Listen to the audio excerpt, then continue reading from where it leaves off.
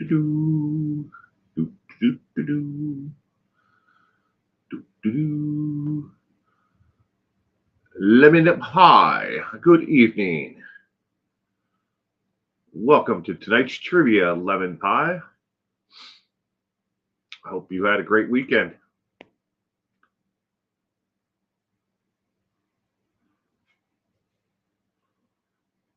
Do, do, do. Where is everyone?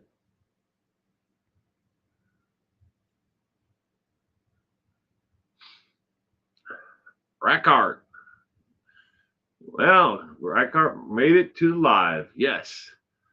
How are you doing, Rackart? Hope you are doing well. Thank you for joining us tonight for live trivia, true crime trivia. All the questions tonight are on the Briley brothers. They went by the Briley Brothers Gang. Anna, good evening. It will have you had a good week? And I have, Anna. I have. And hi, Will. Hi, Lemon Pie. Steph, good evening. Welcome to tonight's trivia.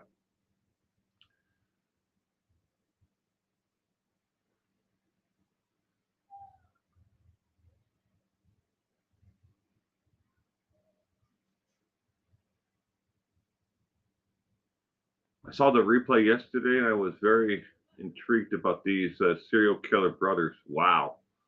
Yeah, it's exceedingly rare to have one serial killer work with another. And it's even rare to have a serial killer that is related to another serial killer. So two serial killers from the same household. Now, if you want to get even rare, how about three brothers? Three brothers, all of them serial killers, serial rapists, and serial torturers. And they all tortured their victims in different ways. They dispatched their victims in different ways. And it's amazing that three of them are not more well known in popular, culture, and true crime. But maybe that's just because the internet just hasn't shined a light on them yet. Come on, Cement Shoes. Good evening. Welcome to tonight's trivia. But it's extraordinarily rare to have, three brothers that are related that all are serial killers in their own marks, and they all work together, and they all killed together, they all tortured together, but they're all into something completely different.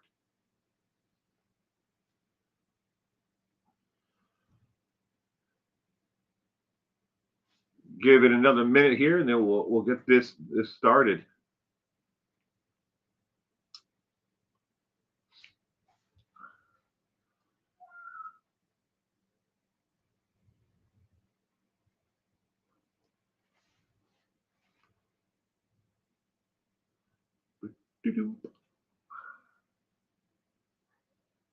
Be right back, says Cement Shoes. All righty. But another 30 seconds, and we'll get this started.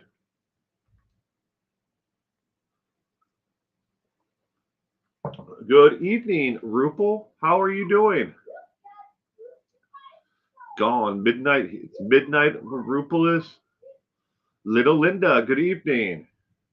You know nothing about these guys. They'll just listen. You might learn something, Linda. You might just learn something tonight. If nothing else, it's fun, entertaining, and you can join in the chat with everybody. Gayla, good evening, Gayla. All right, let's get this going.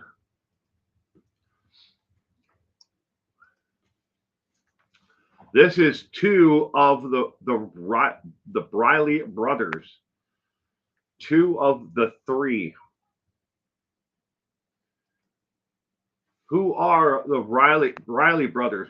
Were sibling trio of serial spree killers, rapists, robbers, who were responsible for the murders, rapes, and robberies that took place in Richmond, Virginia in 1979.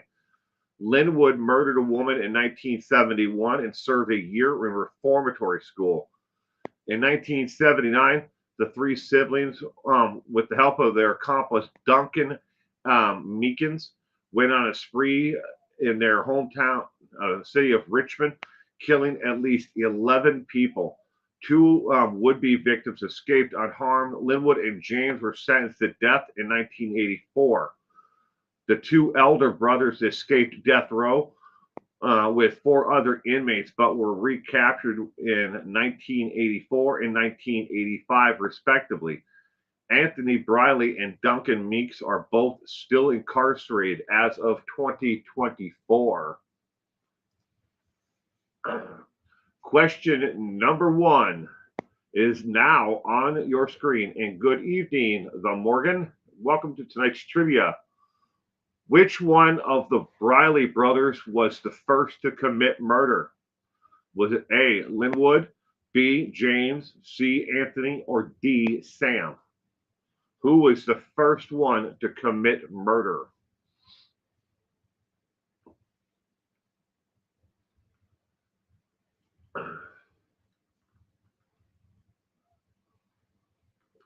I'll tell you the circumstances behind the first murder and just after the question, Lemon Pie, and why he only got a year in reform school for committing first-degree murder.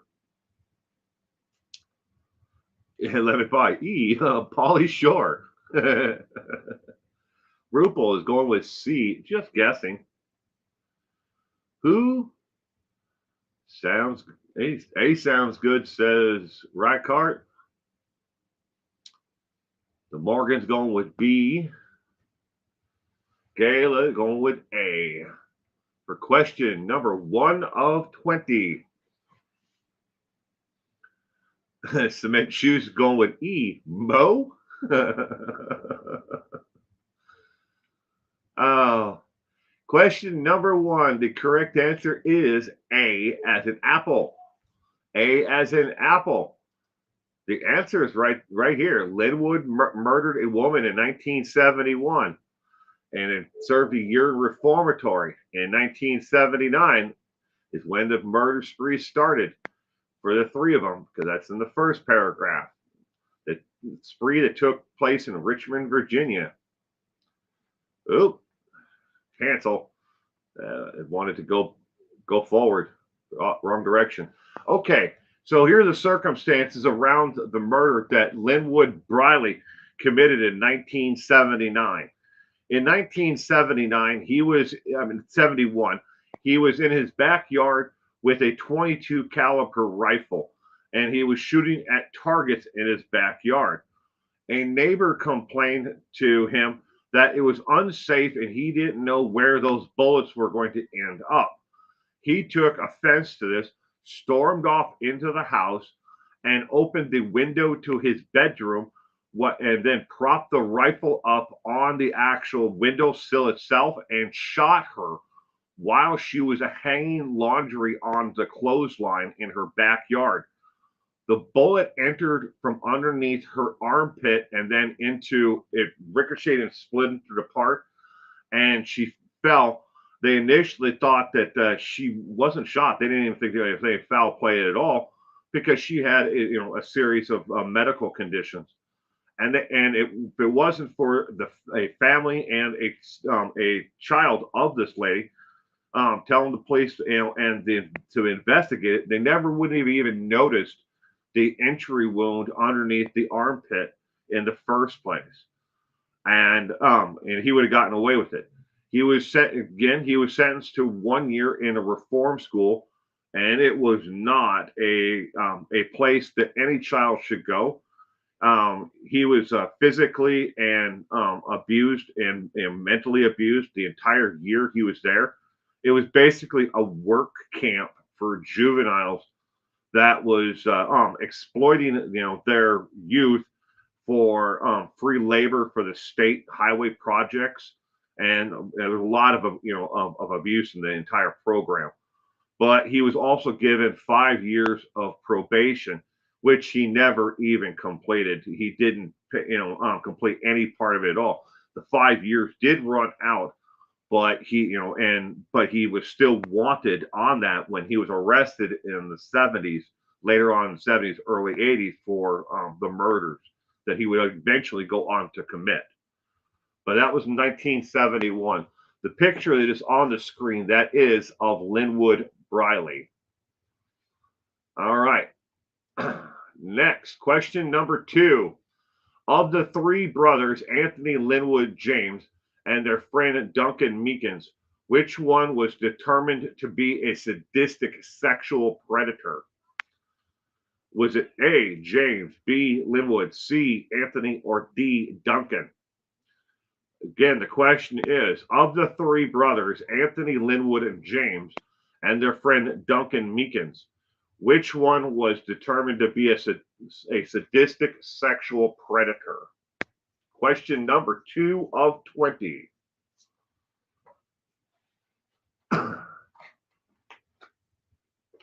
Oh yeah, the system definitely turned him into an even larger monster. And good evening, Elizabeth King.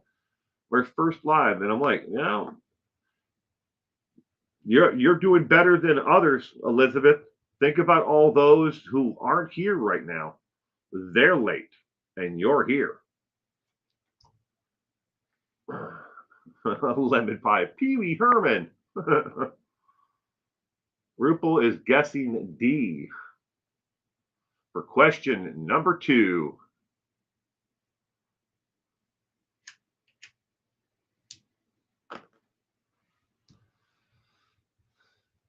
And I just noticed that Will is not in his little window. Hello, I'm in my little window. Down in the corner. Down on the street.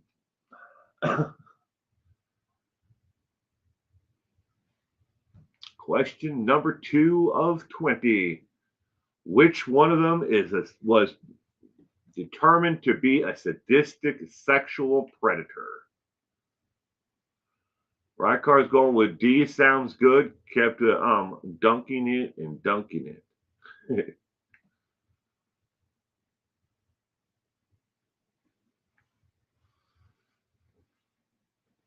Mini little innocent Willie.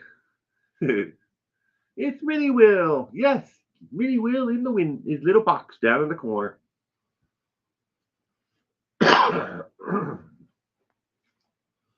All right, excuse me. Question number 2. The correct answer is D as in dog.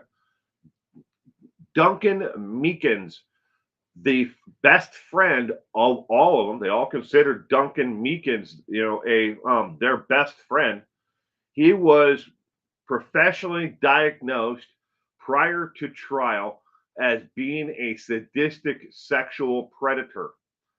All of the brothers, Anthony, Linwood, and James, all took part in raping and torturing every single victim before they killed them.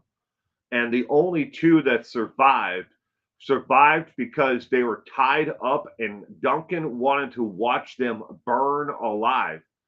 He tied them to a chair and tied their wrists together, then put them in 2 wooden chairs back to back, and then tied them to the actual chairs itself. And then they poured kerosene in every single room of the house because Duncan wanted to see them burn alive. But they were able to actually free themselves and get out of the house before it engulfed them. The only actual victim that day of the crime, besides being beaten, they were both beaten severely before them, but they were able to escape with their lives. The only victim that perished was a house cat. Did pass before they were able to put the fire out. The fire department was able to. But Duncan, as part of his twisted things, that he would do after they would get a victim, and they would rape them, beat them, and then they would kill them. Duncan would stay behind with each victim, and for sometimes an hour, sometimes a day, and he would sexually do things to them after they were deceased. That was what Duncan Meekins was into. All right. And we'll learn more about Duncan Meekins as it goes on. But to say that Duncan Meekins was by far the most sadistic of the group would be an understatement. He was by far the most sadistic of them all. But like I said, we're going to learn a lot more about Meekins later on, and you're going to be shocked about what happened to Duncan Meekins. All right. Question number 3. Which one was very talented singer and songwriter who actually wrote and recorded an R&B songs for an R&B artist that were released on Capitol Records? Yes. Is it A, Linwood, B, James, C, Duncan, or D, Anthony? Which one was a very talented singer and songwriter who actually had songs recorded by an R&B artist on Capitol Records? Question number 3 of 20. And good evening, Tina. So much for Cool and the Gang. These guys were true evil gangsters.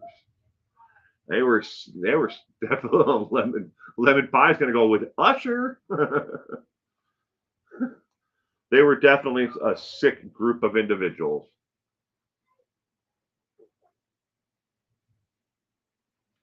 B sounds good. James Brown.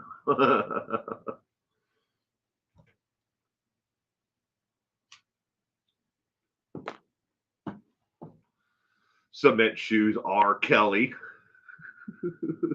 Charles Manson.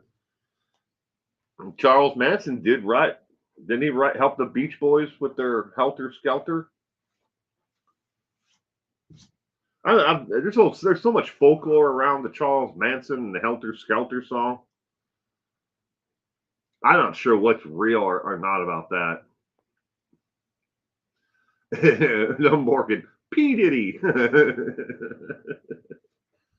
A little bit bite on the nose. A bit on the nose there.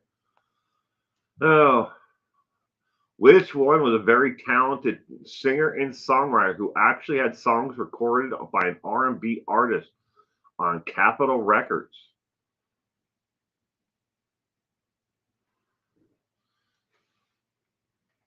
R. Kelly believed he could fly, so LOL, the Beatles had Helter Skelter. You're right, Linda. I mean, did I say Beach Boys? I think I did, and you are correct. But I'm thinking of another song with Brian Wilson and the Beach Boys. But the entire thing, there's so much folklore around all that stuff. I mean, it's kind of hard to keep my mind on what was real of the song, and was it an inspiration? Did he actually write some of it? Because Charles Manson's not a very educated individual. He might be street smarts and smart how to survive in prison. I mean, because he was institutionalized. Charlie had the Beach Boys connection. Wasn't it with Brian Wilson, or was one of the Wilson brothers? I mean, what I remember. I don't know how much truth is involved in all that. But question number 3 of 20. Which one was a talented singer and songwriter who had songs recorded on the Capitol Records by an R&B artist? The correct answer is D as in dog. Anthony Briley was the one who had 2 songs recorded by R&B artists. He had one song that was recorded by a group called the Young Brothers, and was recorded music for Capitol Records as an R&B artist. And he had another song that was recorded by the March of Four, which was a group of kind of like a doo-wop R&B band, group on Capitol Records. But Anthony Briley. All right, question number 4. Travel together, hunt together, kill together. The Briley brothers have an older brother who has never been in trouble with the law that we know of.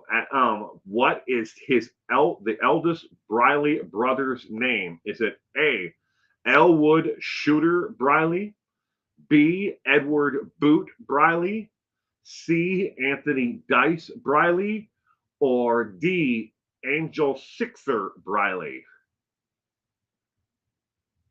Serial killer, cool in the gang. Gemma, I got all three wrong. Well, there's plenty of them left, Gemma. Which Briley brother was never in trouble with the law, as far as we know? Rock card's going with B, lemon pie D, Linda B. And then we got Gamma, Morgan, and Rihanna are all going D. Oop, I didn't want to do that. No, Tina is going with B. Steph is going with B. Gayla is going with B as well.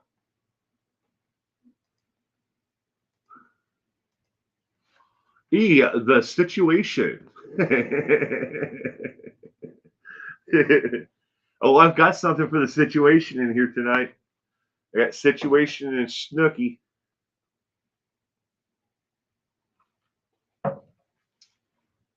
Barry Morphew Briley.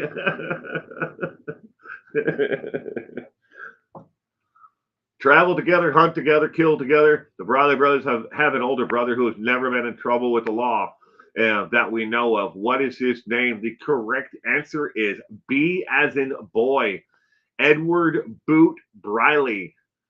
And the reason why he got the nickname of Boot is when he was a little kid, approximately 5 years of age, he loved to wear the boots of their father, and put them on and walk around the house. So they always gave him the nickname Boot. Take off the boots. Boot. So Edward Boot Briley. All right. Question number 5. If I can, all right. It wanted to go the opposite direction. Oh, yeah, click on it really softly. Question number 5. James Briley Sr. I don't know why there's a capital T and then a lowercase. That should just be the word the. So James Briley Sr., the Briley's brother's biological father, was always there at home with them. He was strict, but not too strict. He feared them all as they turned to teen years. What did he do every night before bed? Was it A, he loaded his handgun for protection? B, he put a chair against his door? C, he prayed? Or D, he padlocked his bedroom from the inside?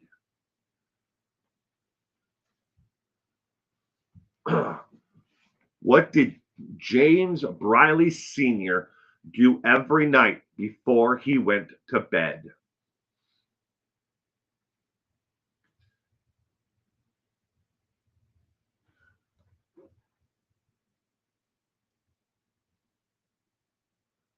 Angel Sixer sounded cooler. James Briley Sr., what did he do every night before he went to bed?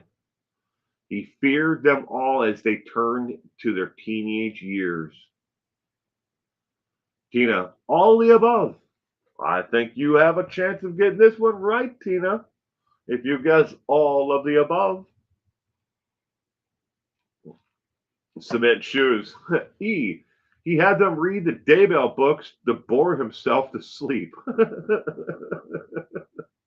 Rycard's going with B, and so is lemon pie. Put a chair against his door.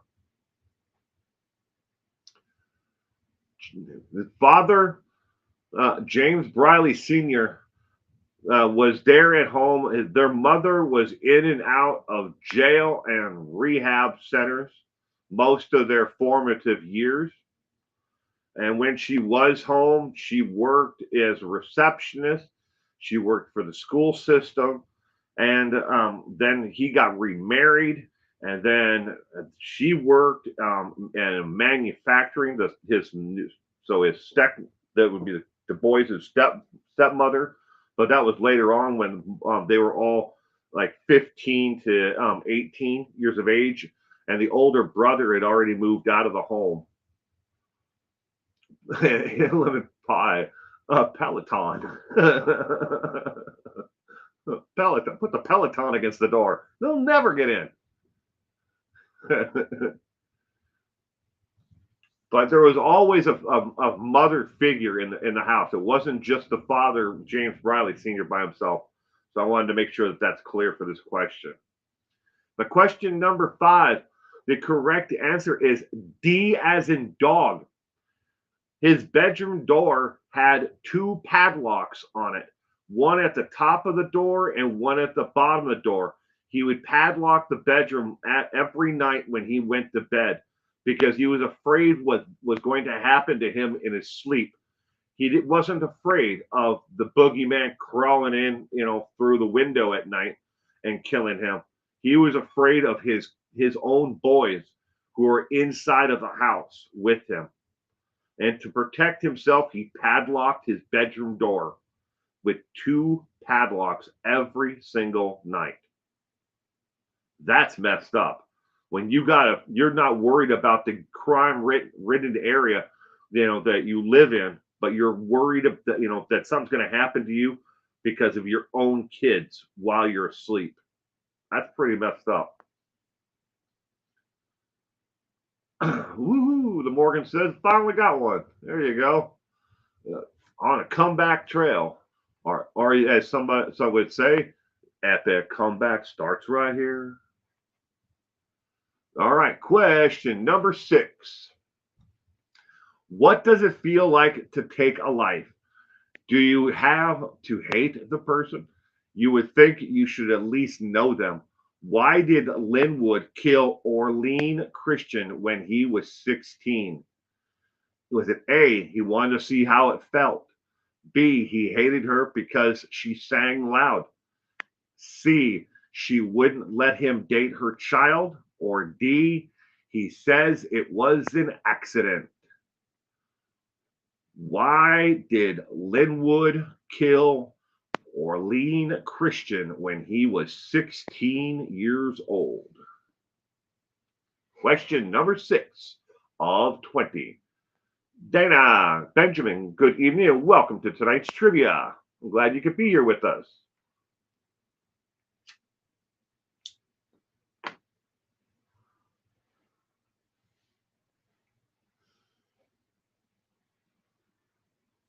The A, Morgan, lemon pie is going with A. Right, Anna and Tina are all going with A. Linda is going with C. Cement shoes going with A.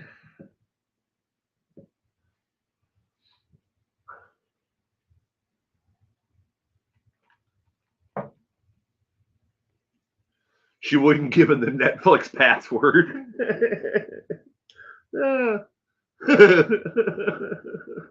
It's a good one, the Morgan.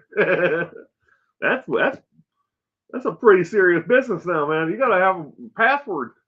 No more password sharing of your Netflix accounts. Gayla and the right car are both going with A. Amber A, good evening and welcome to tonight's trivia, is going with D.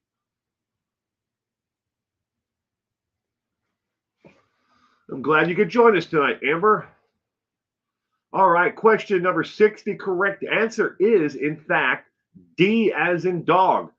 This is the neighbor again who, was yelling at him when he was target practicing in the backyard, and he put the inside the house and shot her through the bedroom window and killed her. He was 16 years old when he did this. He says it was an accident. Now, how did they determine that Linwood actually, committed murder? Once they figured out that it wasn't natural causes that she died from her known medical issues, the police officer, this is well before forensics, and all the, the new, lasers and everything else where you could figure out or, tie string to something and figure out where the bullet came from. The officer did I think he was on the job as a detective at that point for about 2.5 years. He went there with a piece of plywood, held up a piece of plywood and measured how tall the victim was, approximate height, and then cut a hole in the actual piece of plywood.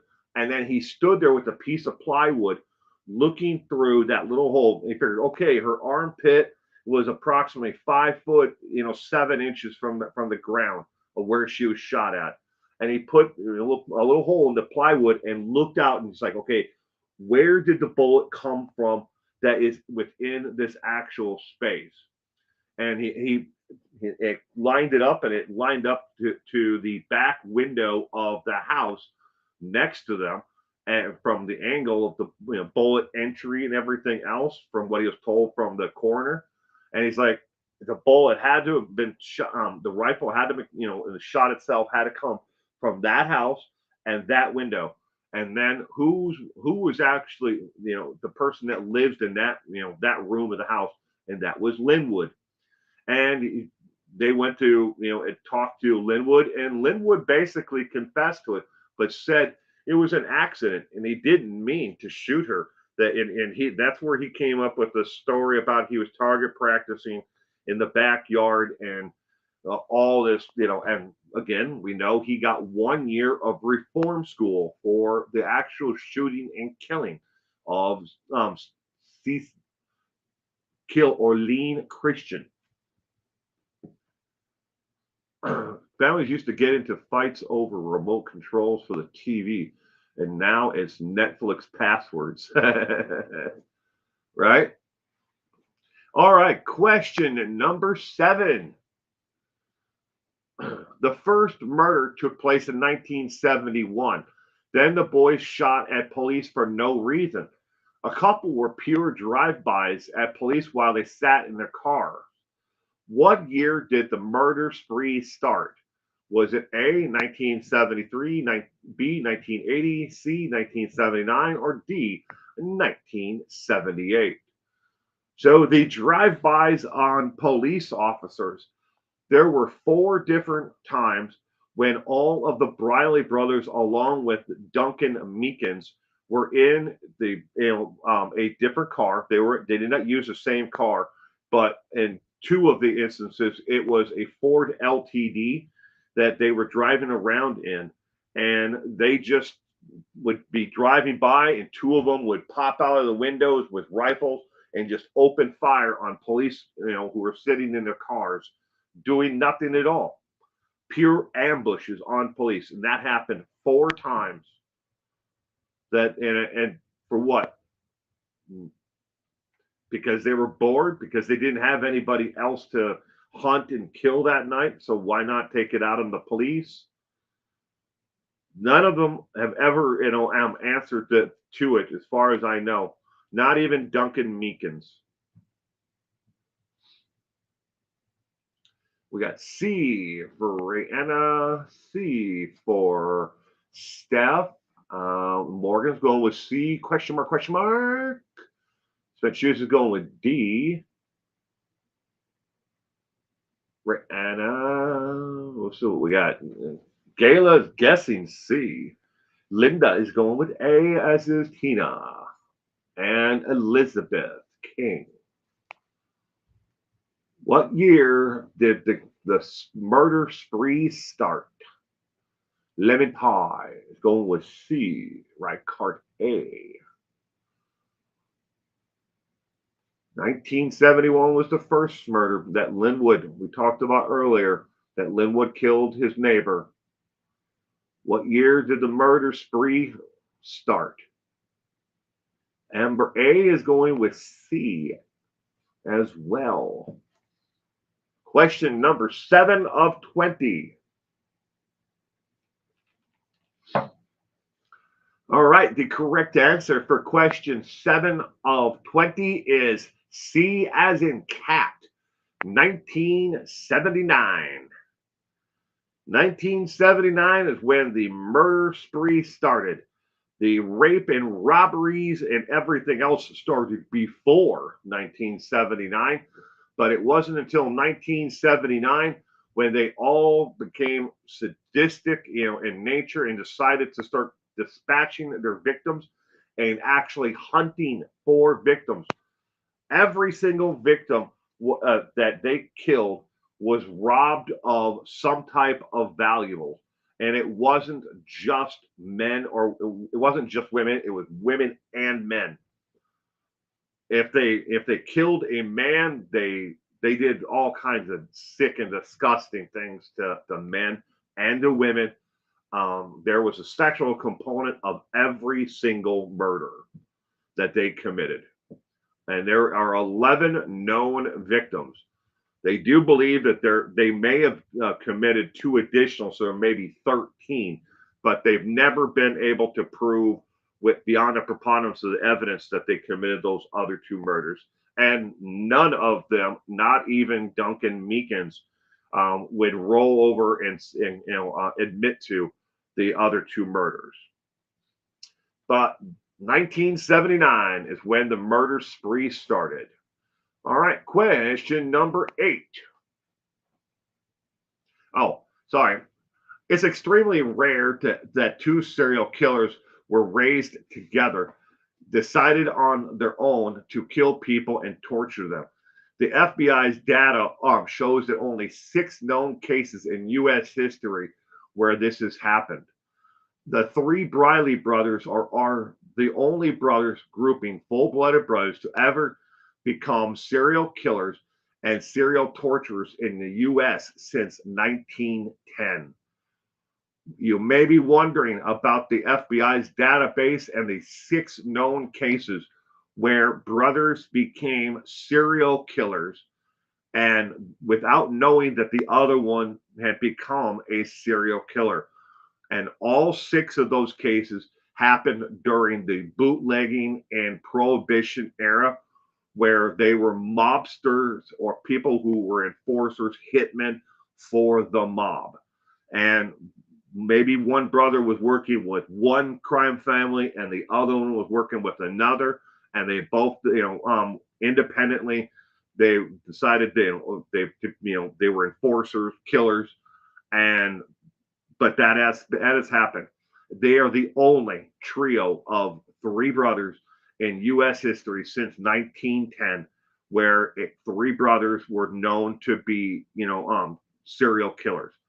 Before 1910, there are cases the FBI believes that these were individuals who grew up in the Wild West, who were also serial killers, by definition of being a serial killer, killing more than 3 victims over a period of time during the Wild West and the Gold Rush era as well. So, but they're the only ones. That's extremely rare to have 3 brothers, 3 full-blooded brothers, become serial killers independently without the other ones knowing, and then they all came together to work together as one. Yeah. All right. Question number 8.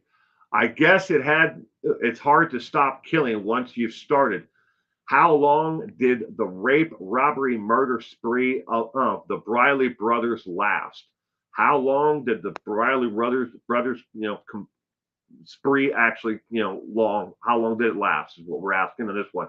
Question, option A, 2 years, B, 9 months, C, 7 months, or D, 1 year. I guess it's hard to stop killing once you started. How long did the rape, robbery, murder spree of the Briley brothers last? Question number 8 of 20. Cement Shoes is going with 144,000.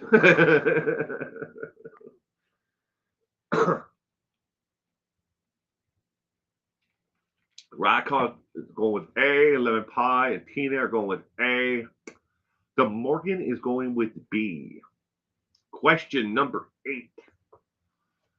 Amber is going with A. Steph, A. Rihanna are all going with A with Rye Cart and Lemon Pie. How long did the murder spree of the Briley brothers last? Gala is going with C.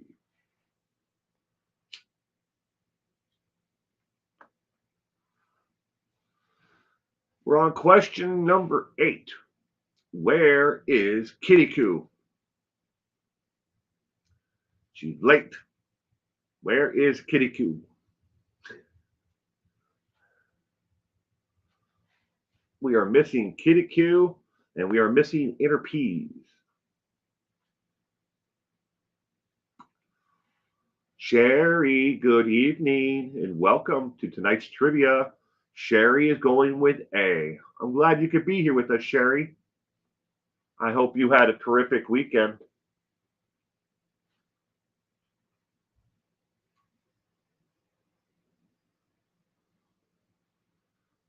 I guess it's hard to stop killing once you started.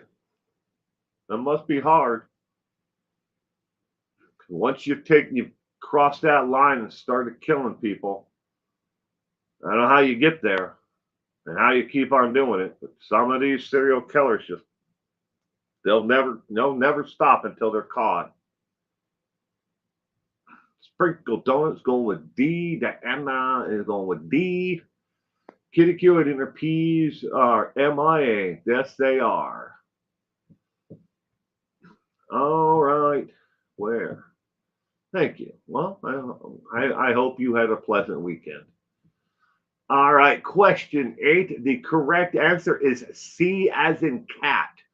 The entire murder spree of killing these victims, the 11 murder victims that they have been confirmed to have committed, possibly 13, only lasted 7 months.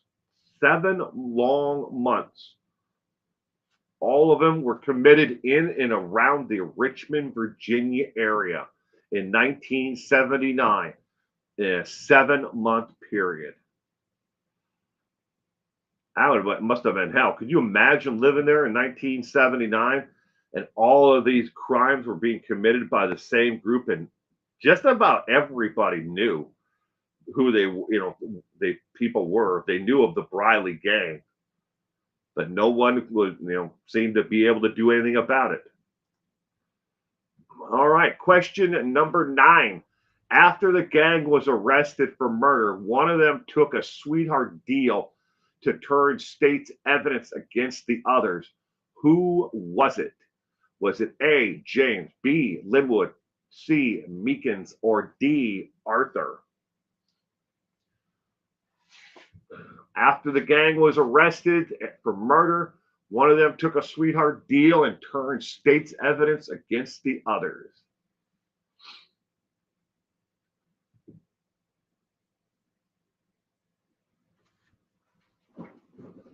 Little Linda is going with C.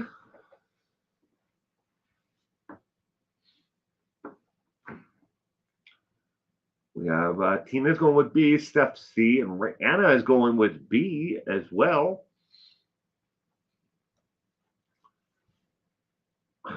Gail is going with D, the Morgan C.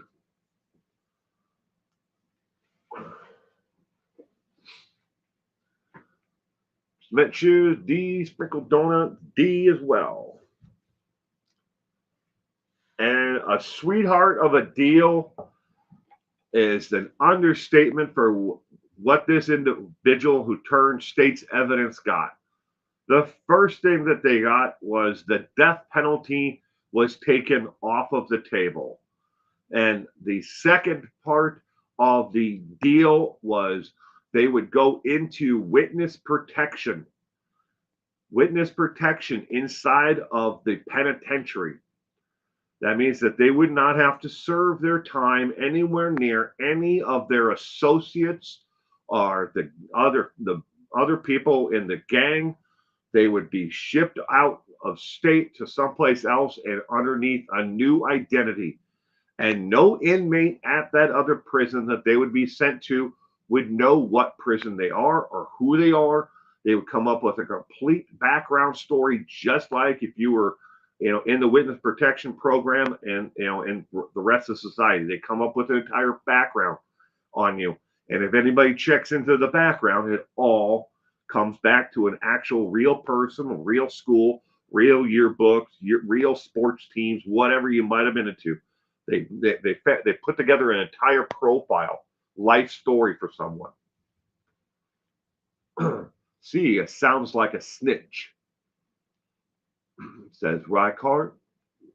Wow, blood brothers snitching on blood brothers. Wow. But which one of them turned state's evidence?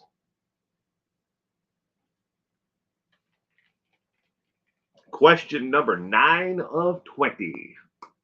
Lemon Pie is going with C. Little Linda is going with Mountain Lion.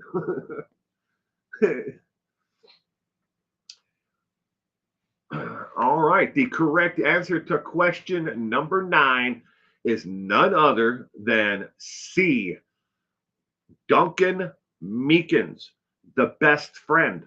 The biological blood brothers didn't snitch on each other, never took a sweetheart deal, and absolutely refused to talk to authorities or even help in their own defense all that much, to keep the needle out of their arms.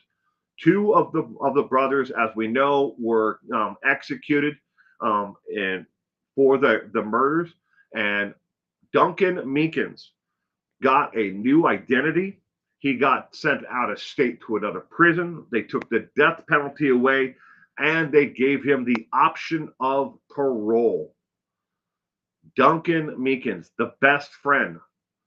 Well, I guess he's not your friend after all, because without his actual help, Duncan Meekins, they never would have been able to convict the Briley brothers of any of the murders.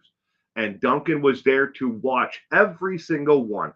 And oddly, Duncan Meekins, he killed a husband and a wife, and because they handed him the handgun and they said, you have to take one as well too, because he wanted to spend time with the dead bodies, but he didn't necessarily want to be the one who killed them with the others around.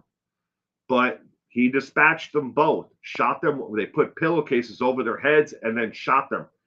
And when it came time to the case coming up and him talking about the actual murders of those 2 victims, the state never even brought up the fact that he was the one who killed them, because it would have dissolved the actual state's evidence and the sweetheart deal that they'd made for him.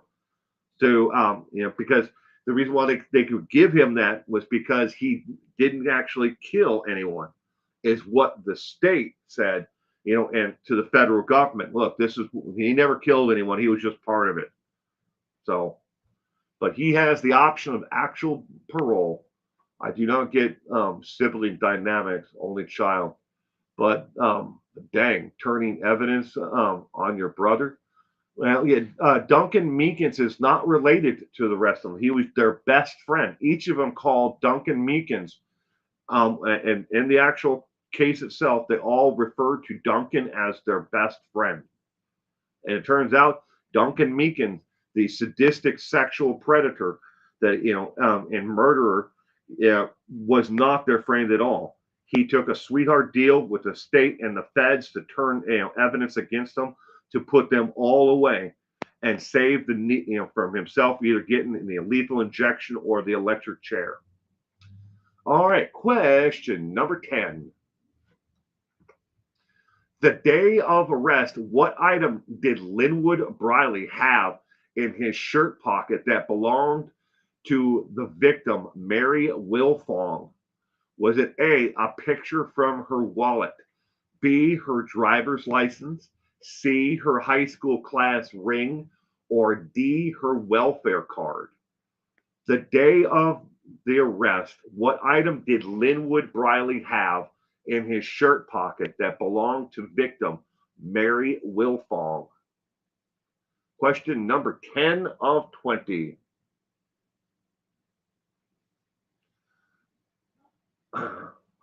I was right. The name Meekins sounds like a snitch.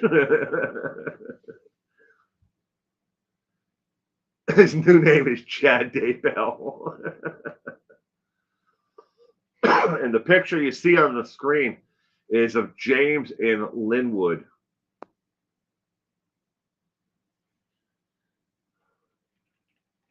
And that is James Briley Jr. He doesn't have the official junior. That James Briley Sr. has another son from with another wife before these boys were born, and who died as an adolescent, who actually was James Briley Jr. When he got together with these boys' mother, he named James Briley, but he did not give him the junior. Senior did not give him junior or James Briley the second or anything like that. It's just James Briley and a different middle name.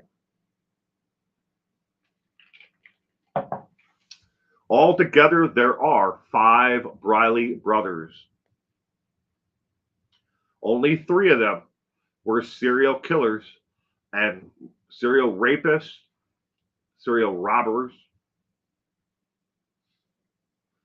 We got a lot of C's, so the choose is going with E, a Jersey Shore fan club card. Right card is going with C as well. Question 10 of 20.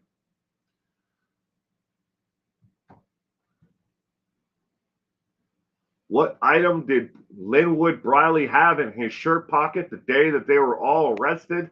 The correct answer to question number 10, ladies and gentlemen, is A as in apple, a picture from her wallet.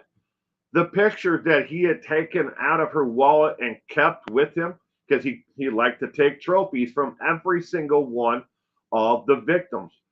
All 11 of the victims, he took something from and kept it.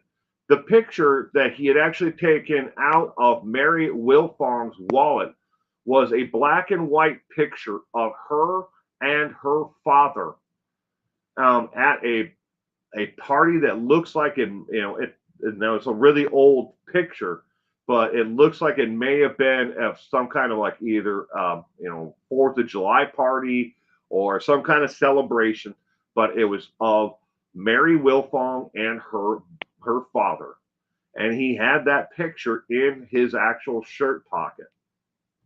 Now, there's only one pocket on the shirt he was wearing the day of arrest, so it would have been on the left side, left front pocket of the shirt.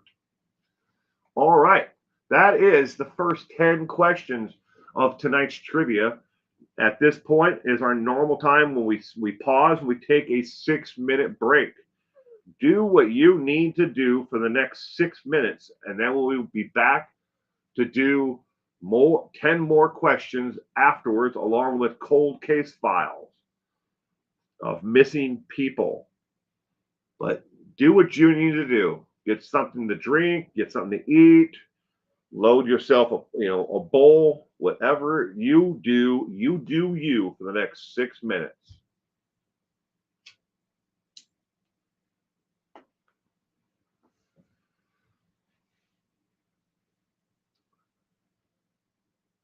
Smoke them if you got them. Yeah, smoke them if you got them.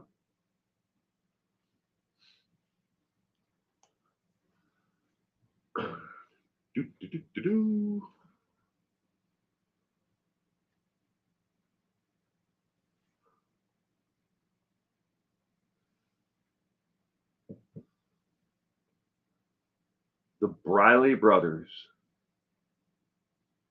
So before tonight, how many of you actually have heard of the Briley brothers or the Briley brothers gang? They were known as three different things: either the Briley brothers gang, or the Briley gang.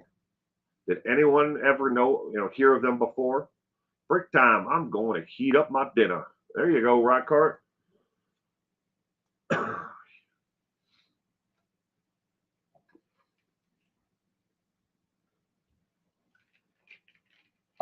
I had an interesting conversation today at the grocery store with a man who was stocking. He was stocking the strawberries in the produce department, who was telling me that for the last 20 years, he was a over the road long haul truck driver, but now he works in the Fred Meyer Kroger, produce department, stocking produce because he can no longer qualify for his hazmat endorsement. Is what he, I guess that was pertaining what he hauled was hazardous materials. He said it had gotten to the point where it was too hard for him to keep them anymore. Lemon Pie has never heard of the Briley brothers. Neither has Sprinkled Donuts or Tina or Sherry, well, or Morgan. I had before tonight, before putting this trivia, questions together earlier this week, because I actually finished it up on Monday. So I had heard of the Briley brothers, especially of Linwood and Duncan Meekins, but I had not a clue about the the total totality of their crimes. Trucking's not easy. No, it's not. I mean, I've never done it myself, but I've had family and I've had friends who've been out there on the roads doing it. I don't know anybody, besides you, Reichardt, that is still doing it. Most have given it up, or they're doing what is called last mile delivery now. They're either working for FedEx, UPS, DHL, Amazon, that last mile delivery. Yalo, I've heard of them. They are my generation. Their crime spree started in 1979 when I went into law enforcement. Oh, wow. Yeah, I'd heard of them, and I mean of Duncan, and he's come across my quite a few times. He has popped up while researching other serial killers. Mainly when I was originally looking into and I was researching more information about Dennis Rader. This Duncan Meekins guy kept on popping up over and over again. People were comparing, the types of crimes that Dennis Rader had committed to this guy named Duncan Meekins in the 70s, and I'm like, who the hell is this guy? And so I looked into him a little bit, and I'm like, well, you know what? There is a lot of similarities between the two, and the types of crimes and things that they are into. And I mean, geez, no surprise, they're both, diagnosed sadistic sexual predators. So we got 2 more minutes left of our break, ladies and gentlemen. 2 more minutes.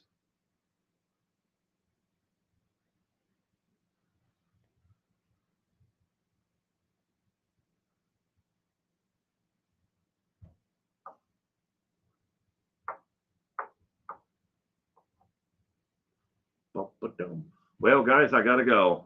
All right, Rihanna, you have a great week ahead, and thank you for stopping in tonight. And you stay safe out there. I've never hauled hazmat. Don't want to. I'm a flatbedder over the road right now. I have done reefer, dry van, but I prefer flatbed. You got to do whatever makes you happy, and it pays the bills, right, Cart? I can understand not wanting to haul hazardous materials. I can understand that. Flatbed is physical, but it keeps you in shape. There you go. I've unloaded and loaded enough God-forsaken flatbeds over the years, especially with pallets of dry chemicals. Okay, my buddy used to own a fertilizer company, and we would have to unload the semis. They'd pull in, and we'd unload them. So of the 5 brothers, only the 3 became killers, etc. And of the 5 from the same mother, Sherry, 4 are from the same mother, and 1 is from another. Is half, like I guess you can consider him a half brother. But there were 5 total. Like I said, the 1 is The one that was given the name, Junior, died when he was younger, and that left four, and the older brother, Boots, and as far as I can tell from everything I looked into, has never committed a crime. He actually went to school, became an auto mechanic. I don't know if he's still alive, if Boots is still alive today, Edward Boots Briley. But if he is, he's got to be retired now at this stage in his life. All right, we are back, ladies and gentlemen, from our break. And here's a little Jersey Shore from you. A day at the Jersey Shore with the situation and Snooki. For all you Jersey Shore fans out there, that's the situation. Pouring a bucket of ice cubes into a puddle while Snooki is keeping her hair perfect with, Aquanet and with some Coronas behind her and one in her hand. This is just a joke of a children's book. It's not a real children's book. It's just making fun of, children's books and the artwork. But I thought it was kind of funny. A day at the Jersey Shore with Snooki in the situation. All right. Question number 11 is now on your screen.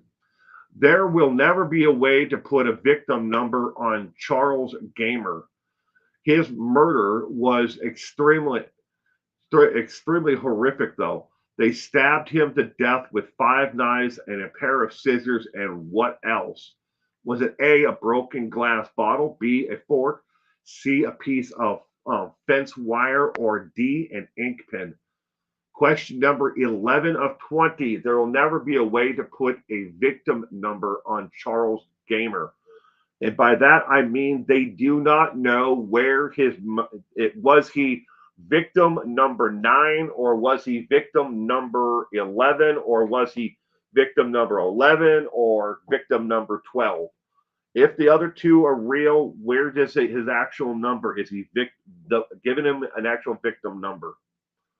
But Charles Gamer, he was stabbed with 5 different knives and a pair of scissors, and what else? The Jersey Shore cartoon, right?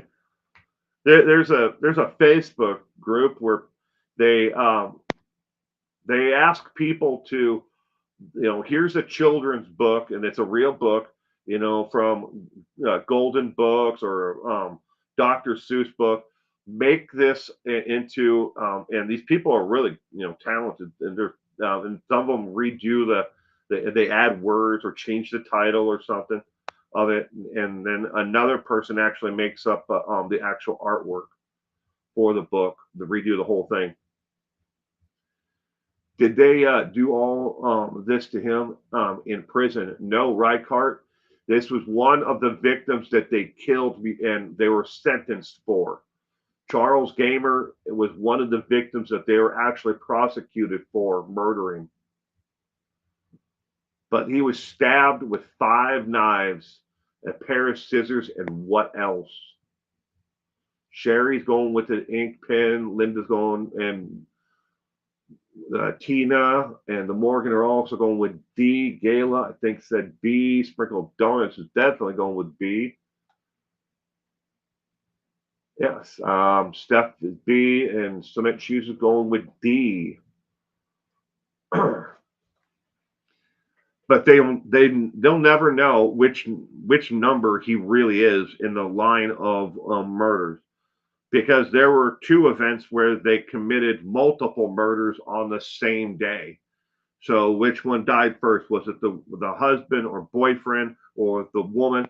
There was no rhyme or reason for why they killed some of the victims. You can pull up the Wikipedia of the Briley brothers, and they list out some of the victims.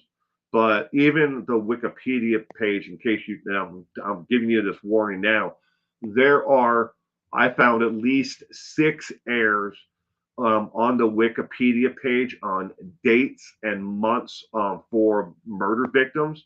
And I found other errors on there as to pertain to which victim died first or how they found the victim. I don't know if somebody submitted updates or or something to it and it was changed and nobody checked the actual information, but that's what happens when it comes to Wikipedia. Okay, what else was he stabbed with besides 5 knives and a pair of scissors? He was also stabbed with B, a fork. He was stabbed multiple times with a metal fork. 5 knives, a pair of scissors, and a fork. They grabbed anything and everything from the kitchen and just stabbed him, over and over and over again. It was horrific. He was badly beaten on top of this. He was sodomized on top of it. Sorry to say. But rest in peace, Charles Gamer. One of the multiple victims that the Briley brothers killed, along with Duncan. Question number 12. One of the most brazen murders the gang ever committed was the murder of Johnny G, a singer and DJ at a local radio station. Where did they abduct this victim? Was it A, while on break at his live concert? B, at his mother's funeral? C, while he waited to go into court? Or D, at Barry Morphew's home? Just like the Manson family killed Leno LaBarca. Yeah. One of the most brazen murders the gang ever committed was murder of Johnny G, a singer and DJ at a local radio station. Where did they abduct this victim? Smith Shoes and Keena are going with B. Gayla and Steph are going with A. Reichardt D, of course. At Barry Morphew's home. Linda is going with B. Mountain lions.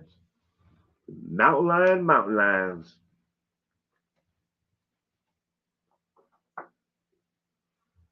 One of the most brazen. The night that the background information on this one, on the murder of Johnny G.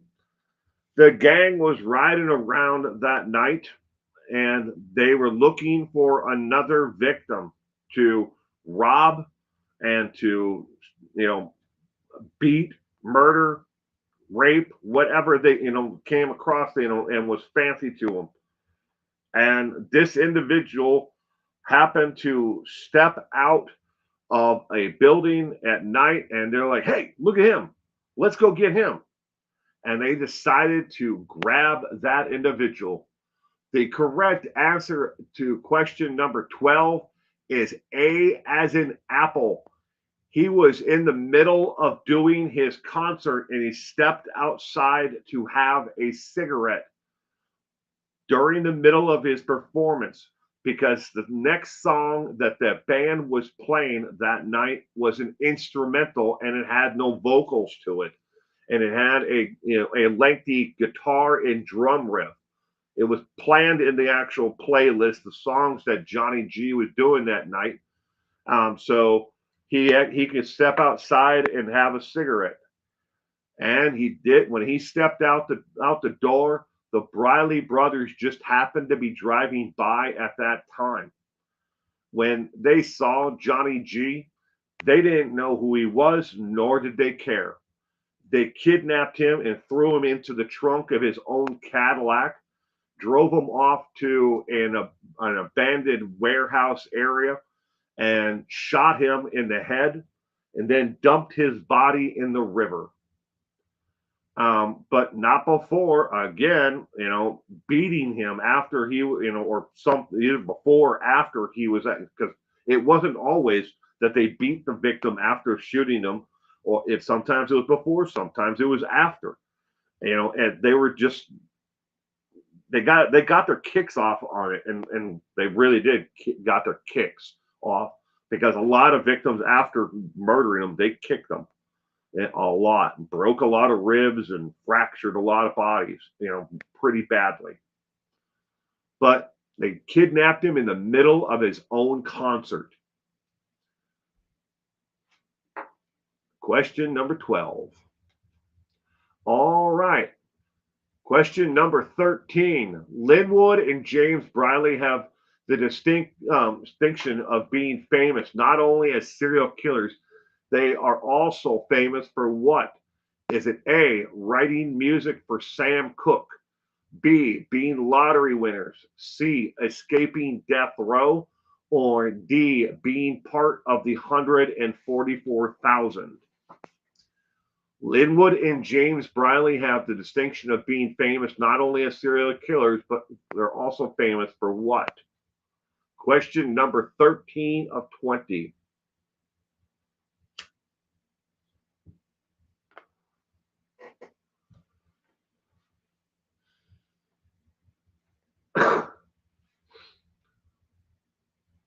D, of course, says Reichardt, being part of the 144,000 from the book of Revelation.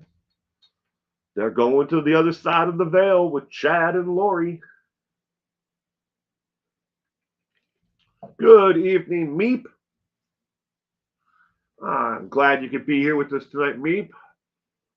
I hope you had a terrific weekend.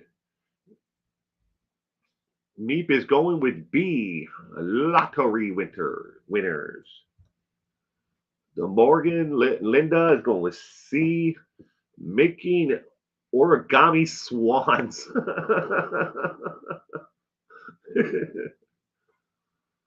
And the picture you see here is of Linwood.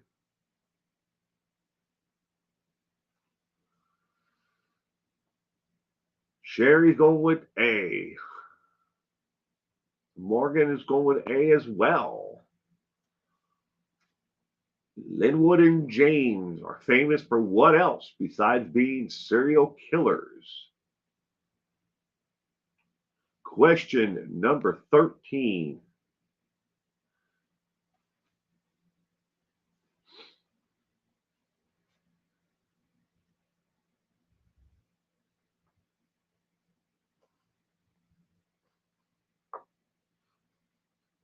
All right, the answer to question number 13 is C as in cat.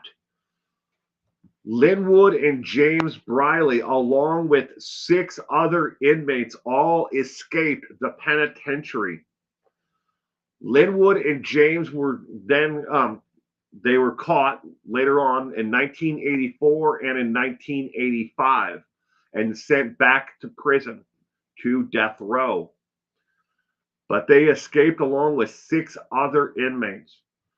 All the other 6 inmates were captured within a short, very short period of time.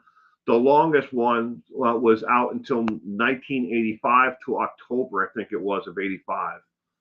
But they were all eventually captured and sent back to prison. But the other inmates, figured out a way to break out of prison, but they also figured out how to get into death row and unlock the cells, and so those who were on death row could escape as well, because not all the inmates who escaped were death row inmates. So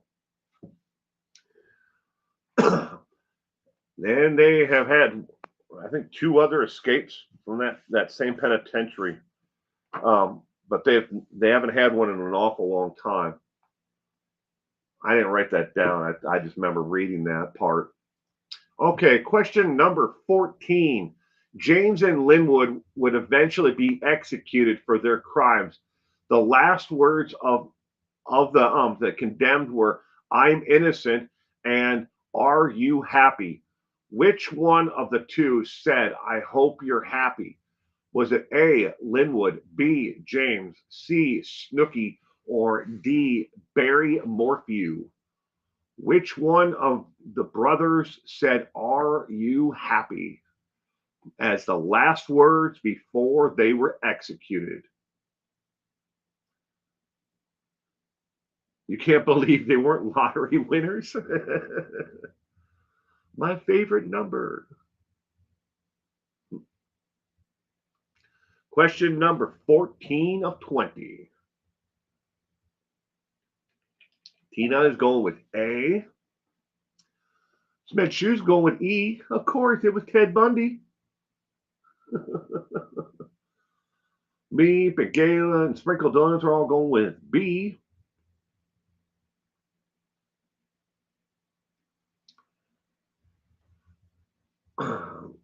Little Linda is going with L for Linwood. D. He did it. Oops, A.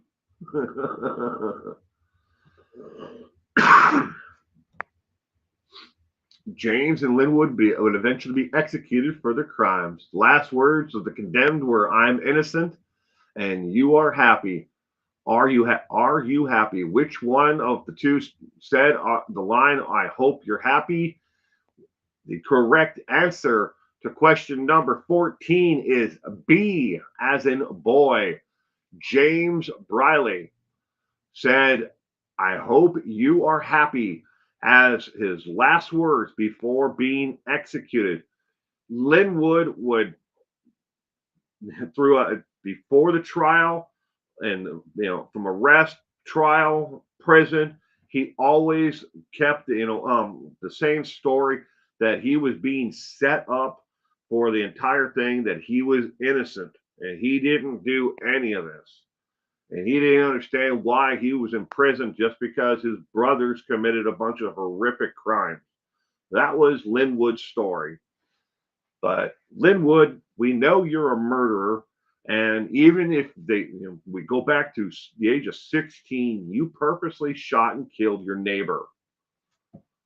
But at the end of question 14, question 15 is now on your screen. All you need is love. Love is all you need. Which Briley brothers was married while behind bars for their murders? Oh, and their father attended the actual wedding. Was it A, just Linwood? Was it B, James and Linwood?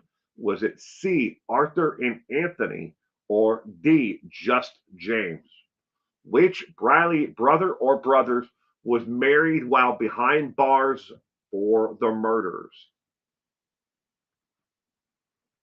I hope you are happy, Mountain Lion.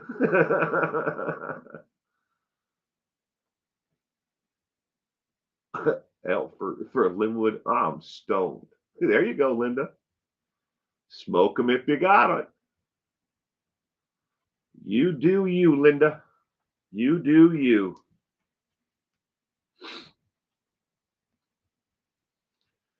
All you need is love. Love. Love is all you need. Which Briley brothers was married while behind bars for their murders? And their father, James Briley Sr., attended the actual wedding there at the penitentiary. As one of the witnesses, he actually witnessed to a witness to the actual wedding itself. He did not.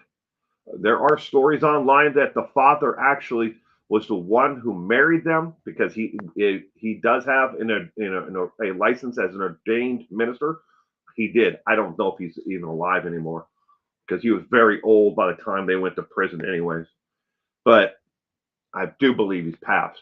But he was an ordained minister at one point in his life. He was a very faithful individual, strict on all the boys, but not too strict. He wasn't abusive. He tried to to give these boys the best possible life, and show them that there was they could make better choices in their lives. But like the one question earlier, he eventually got to the point where he knew that they were a danger, so he padlocked his bedroom door from the inside when he went to bed at night, just for his own protection.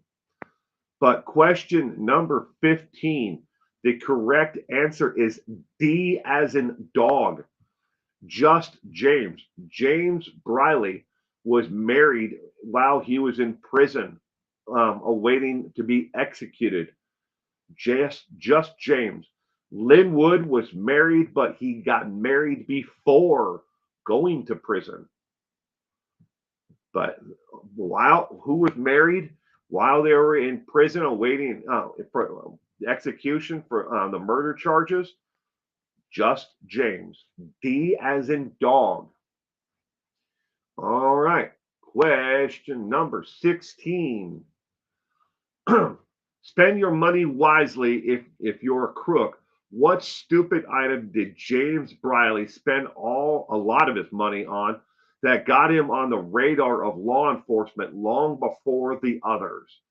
Did he spend his money on A, hookers and blow, B, horses, he purchased horses, C, Snooky t-shirts and hats, D, cars, over a dozen cars? Spend your money wisely if you're a crook. What stupid item did James Briley spend a lot of his money on that got him on the radar of law enforcement long before the others?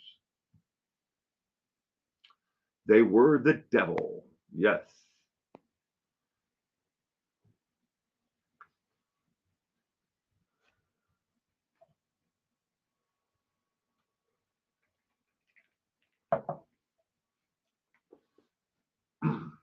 Tina is going with D.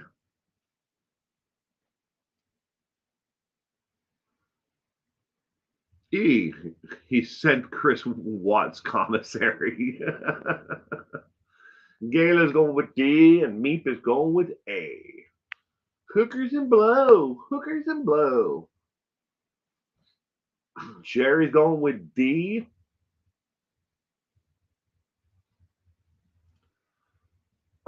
Right, Cart. He bought Drake t-shirts.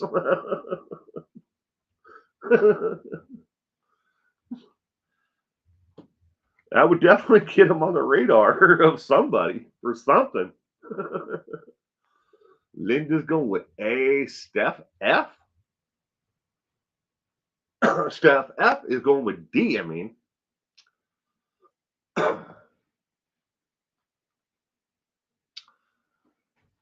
What did James Briley spend a lot of his money on?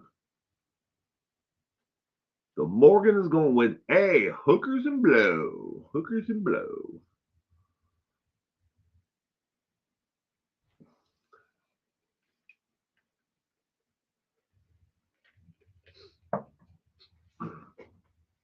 Morgan with A.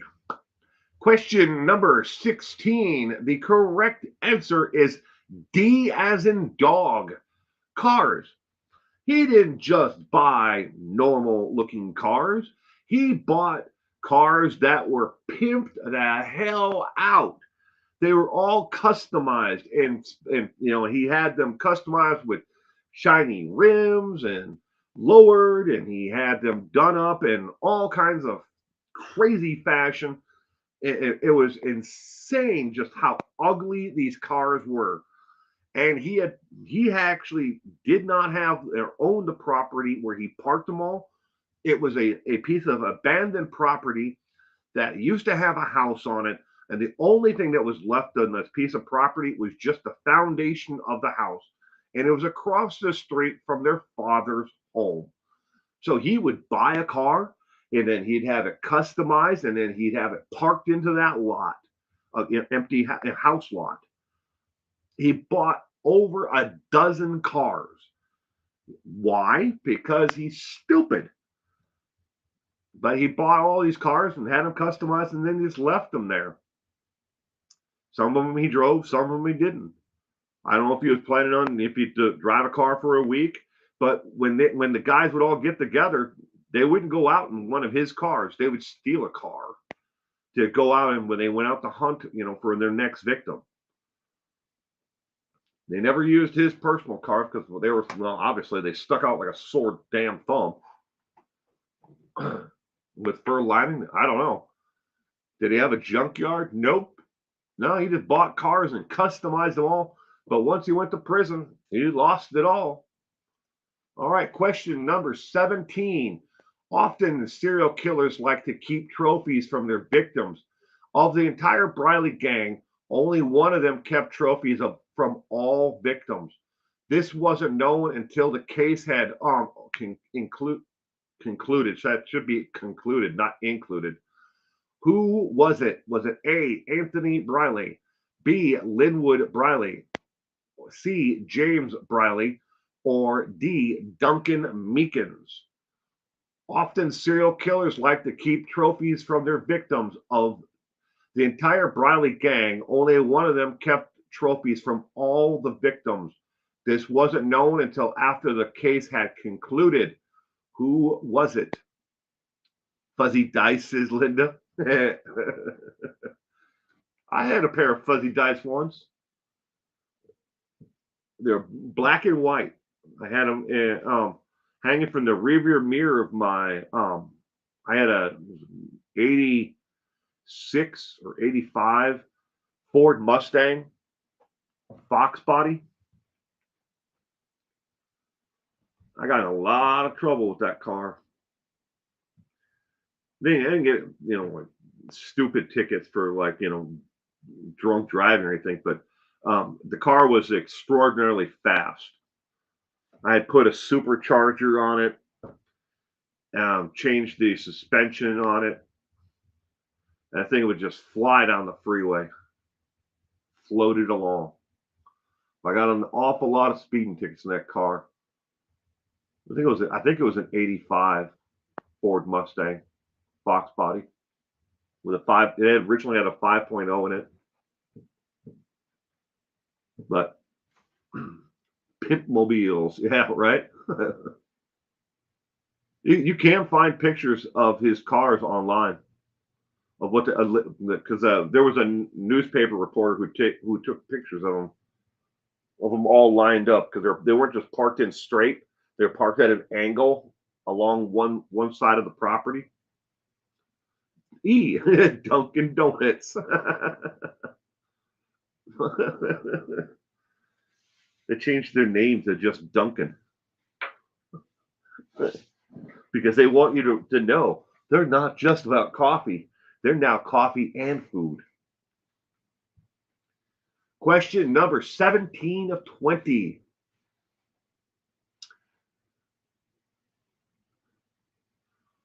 All the members of the Briley gang, only one of them kept trophies from all victims.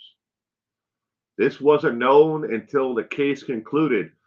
The case, by saying not included but concluded, the court case had already ended, and they are already all sentenced and sent away to prison. That is when they found out that this person from the Briley gang had collected trophies from every single victim.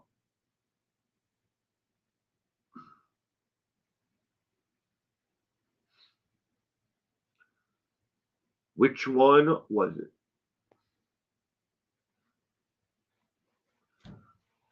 All right, question number 17 of 20. The correct answer is B, as in boy.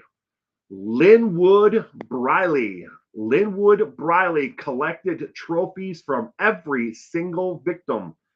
Some items were, personal items that belonged to the individual, or he just took items that they were going to sell, because that's a lot of. They would take anything, watches, jewelry, anything that they could sell later on after dispatching of the victim itself.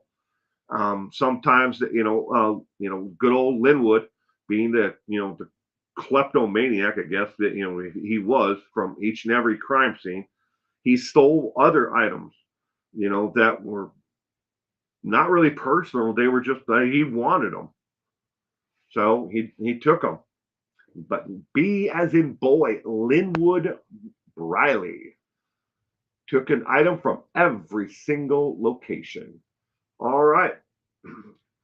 Question number 18. Speaking of Duncan Meekins, how did the state keep him safe behind bars after turning state's evidence against the group? even though he is clearly a murderer himself? Was it A, witness protection in prison? B, moved him to a different prison? C, let him walk free without prison? Or D, let him become a cast member of Jersey Shore? Sounds like the Blues Brothers. The name Linwood just sounds deviant. He was probably going to post them on Facebook. Snitch murderer. Speaking of Duncan Meekins, how and the picture you see here is one of the several books that have been written about the Briley brother murderers. I found 26 different books that have been written about the Briley brothers by different authors. 26 different authors. But this is the cover of just one of the many books. And obviously the name of the individual is behind me, and I didn't actually write it down. Doesn't much matter. You can if you're interested in buying a book about it, you can find it. Gayla's going with A or B. Sherry's going A and B, but I'll go with A.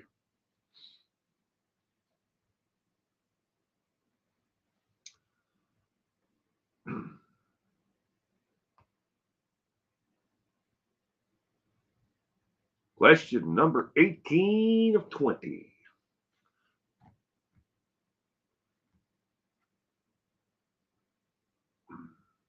Speaking of Duncan Meekins, how did the state keep him safe behind bars, after turning state's evidence against the group? E, they let him wear Pikachu. All right, question number 18 is the correct answer is A, but if you answered B, that is also correct. So as like Gayla and Sherry both posted there, if you answered A or B, you are correct. They put him in the witness protection program and then moved him to a different prison with a new story, background, everything.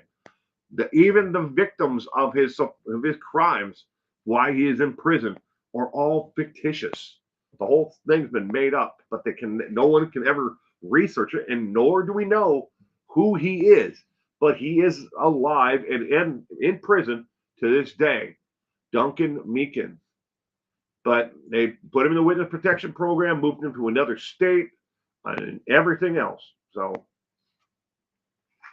if you answered A or B, you are correct. Bunked with Gacy. Make him bunk with John Wayne Gacy. That won't keep you safe, because Gacy will bury your ass underneath the prison. All right, question number 19 of 20. What was the number one thing the gang looked for when picking their next victim to rob, rape, torture, and eventually kill? Was it A, no trait, they just agreed upon it? Was it B, a perceived weak victim? C, an elderly and trusting? Or D, they were a Jersey Shore fan? What was the number one thing the gang looked for when picking their next victim to rob, rape, and torture and eventually kill?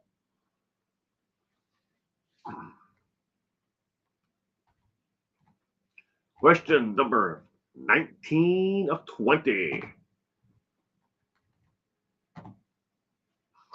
What was the number one thing that they looked for? Black card is going with A and D. No trait. They just agreed. And they also love to kill Jersey Shore fans.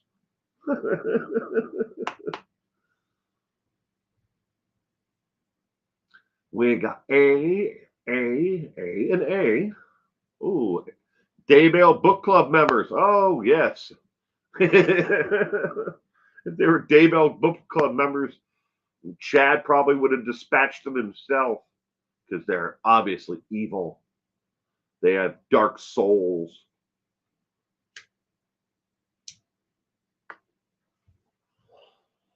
Hey, oh, pineapple! They put pineapple on their pizzas. It's lemon pie.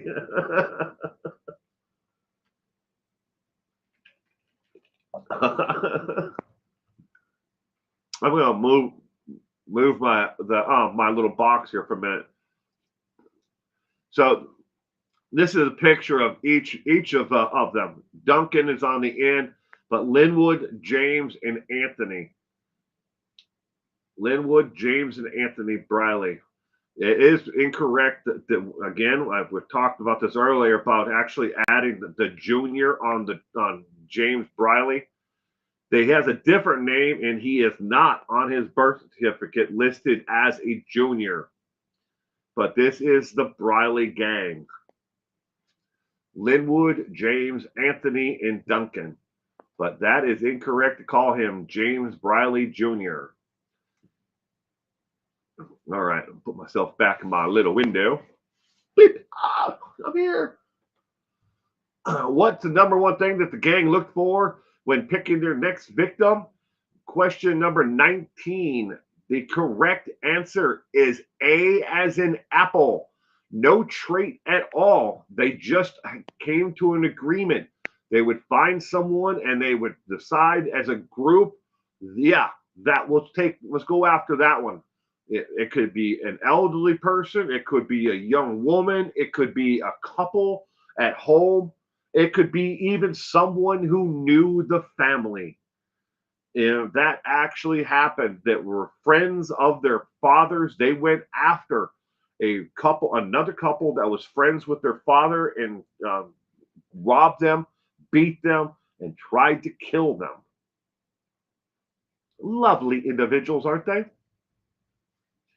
All right, question number 20 of 20. As of 2024, Duncan Meekins, one of the only two members of the gang ever given the possibility of parole, is behind bars under an assumed name. Who else is still in prison? Is it A, Anthony Briley, B, Sam Briley, C, Arthur Briley, or D, James Earl Ray? Who is still in prison besides Duncan Meekins as of 2024? Was the singer brother executed?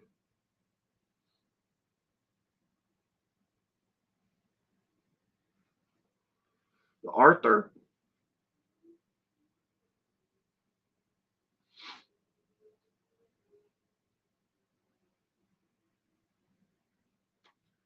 Which brother is who is still in prison besides Duncan Meekins is the question. Only two of them. This individual who is still alive was given 119-year prison sentence with the possibility of parole. Of the 119-year sentence this individual got, he must do 3/4 of the entire prison sentence of the 119 years before he will be eligible for parole. But he has the option, the possibility, if he lives long enough, to actually be released on parole. Gail is going with A. Reichardt A. Meep and Sherry are going with A.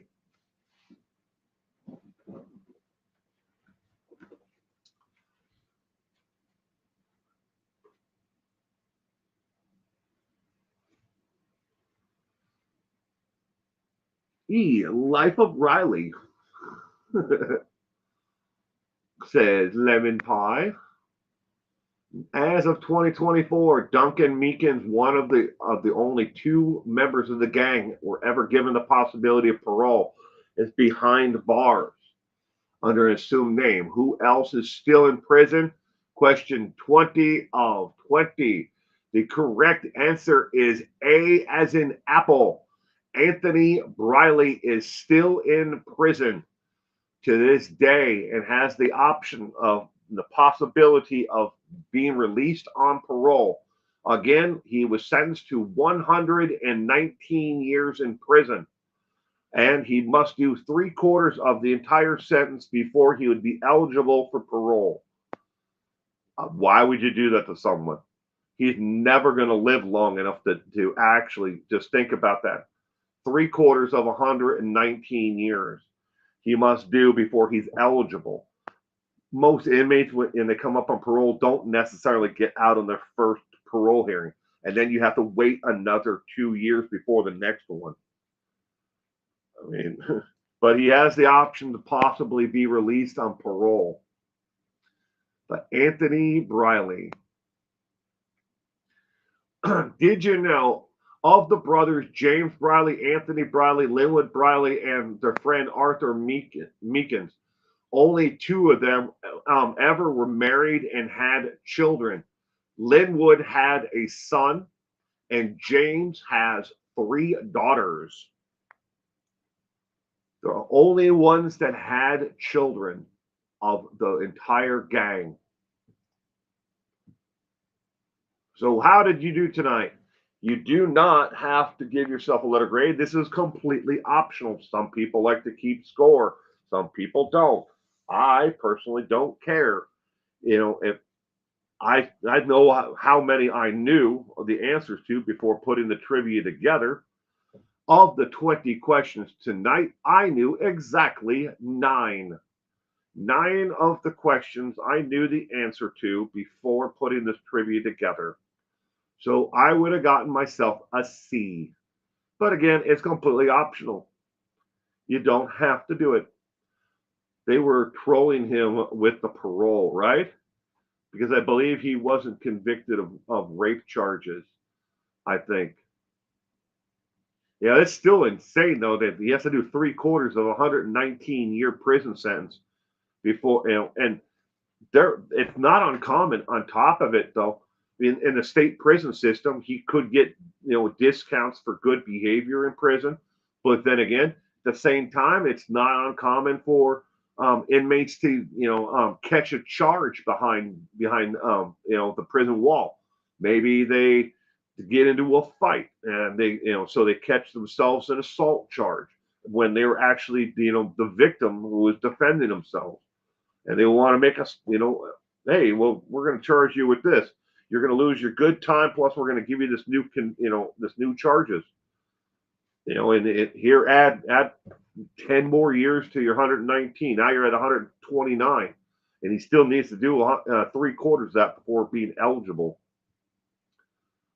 I never heard of these guys before. Meep, never heard of these people. Freaking Barry Morphew Lion. I got an A for a change. There you go, Gayla. Sherry got an E. Sherry is a rock star mountain lion tamer. Again, this is completely optional. You don't need to leave yet if you want to stick around for the cold case files, missing people. That is coming up next. They're every week. I like to at least present 1 or 2 cases of people who are missing, but where somebody may know something about it, so they can help solve that a cold case. So here they are. The first one tonight is Christian Sue Allen, has been missing since 2/28 of 1976. Last seen in Los Angeles, California. If Christian is alive today, she would be 72 years of age. At the time of her disappearance, she came in at 5'7" and approximately 120 pounds. Blonde hair, blue eyes, and has had surgery as a teenager to repair a broken leg, and has a plate and a pin rod that was implanted, and she walks with a slight limp. Christian Sue Allen.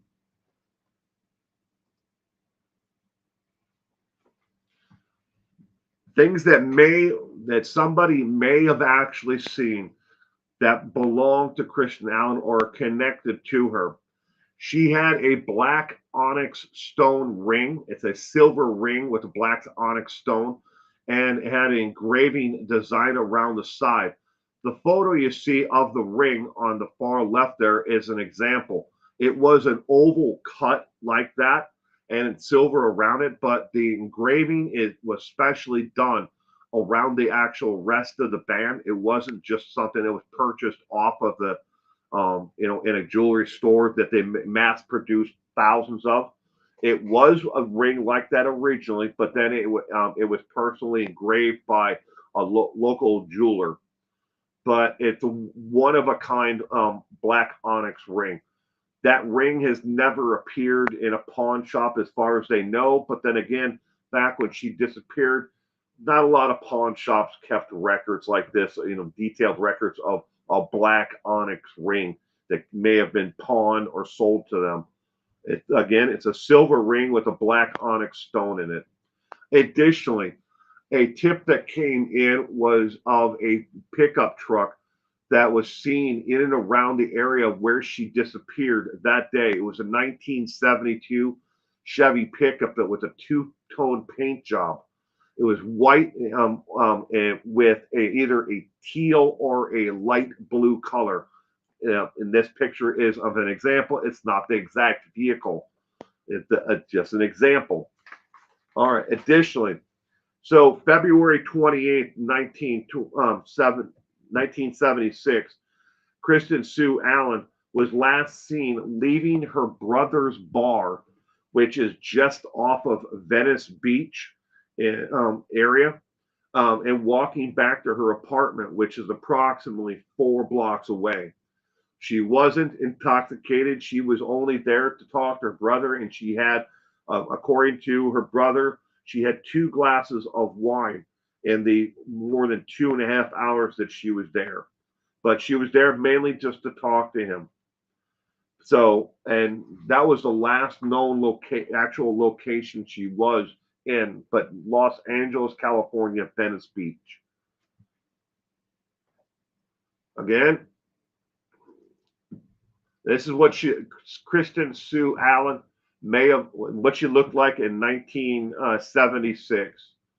The picture that is to the right bottom with the long brown hair is how she wore it. The other picture is what she looked like when she was younger. She would be approximately 72 years of age today. If you know anything that may either you've seen that custom silver black onyx ring, or you know anything about what happened or may have happened to Kristen Sue Allen, you can contact the California State Patrol Detective Bureau. And the number is easily found. I'm sorry, I forgot to put it on the bottom. It was supposed to be underneath the picture here for the 1972 pickup. But you can find the information online on Google. They do have a website where you can remain anonymous and leave tips. Next one is Tina Marie Finley. She has been missing since 3/7 of 1988. She is missing from the Benoit, Idaho area. If she is alive today, she would be almost 61 because her birthday is actually coming up in May. But she was 5'3", approximately 135 pounds at the time that she disappeared. Brown hair, brown eyes, and she has a 2-inch long scar on her left knee from an accident that she had when she was a teenager. But additional information about Tina Marie Finley is a Native American of the Coeur d'Alene Reservation. And that was the last place that she was actually seen, was on the reservation that day. She just simply vanished from her own home. No one remembers seeing her leave her home that day. Other neighbors and children were outside playing at the time that she vanished. And she just up and poof, it was gone. Foul play may be part of her actual disappearance, according to law enforcement. They believe at the very least there are people who are withholding information. The last update on Tina Marie Finley's disappearance was back in 2022. Again, they don't know if she walked away and she just didn't want to live on the reservation, be around her family and friends anymore, but she just vanished. At the day of her disappearance, back to that part, there were no less than about 20 to 25 different people who were outdoors, either in their front yards or they were, that day or in that evening, children playing in the street, playing games, but nobody remembers anything about her just walking away or disappearing or a vehicle or anything pulling up to her home and her leaving. So somebody knows something from the Coeur d'Alene reservation, and she just vanished. But those are the two cold cases that I wanted to present to everyone this week. But I want to thank you, everyone, again for hanging out with us tonight to play live trivia. Again, we play live trivia every single Sunday at 4 p.m. Pacific Standard Time, 5 p.m. Mountain, 7 p.m. Eastern. Every single week.